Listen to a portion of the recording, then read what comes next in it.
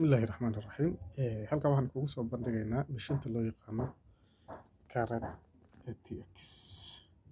Carrot ATX waa mishiintan aad idin noqonaysa waa mishiinada aadka u macquulka ah ee aadka u qaaliga ah tayo ahaana aad u sareysa runtii.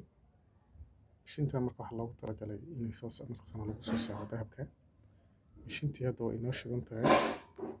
waxaan rabnaa markii inaan tijaabadan ka sameyno haddii ilaahay insha Allah taala. halkan waxaan ku haysanaa sidaad arkaysaanba qalabkaas baan ku haysanaa. kan waa masmar caadi ah sida ujeedaan. kanina waxaa weeye mataqaanaa waa dahab caadi ah si fiican ila fiirso. dahab caadi ah oo pure ah weeye. waxaan rabnaa markii inaan tijaabo marino waxaan tijaabinaynaa waa mishiinta. bal haddaba mishiintan waxaa lagu yaqaanaa cod u kala gooni ah inay leedahay. halkaas signalkii bateriga inuu mataqaanaa masoo tahay oo yara daciif yahay uu ii sheegayaa signalkaas baxaya.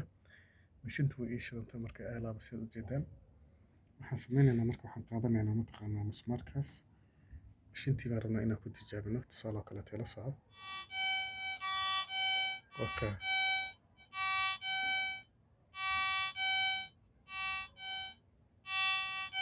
musmaarkaas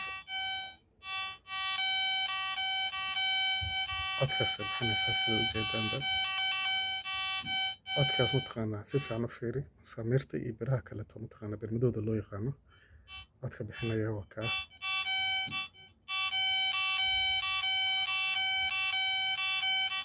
waa kaa haddaba bal dahabkii baan eegaynaa waa kaa mishiinta ila fiiri si fiican ila fiiri saaxiib. waxa ay sheegayso waa dahabkaas caadiga aad arkaysaan waa fargash weeye. bal haddaba aan usii dhaweeyo waa kaa. waa codka ay mishiintu leedahay waa Carrot ATX mishiinta idin muuqanaysa sida ujeedaanba mishiinta waa iska codkaas.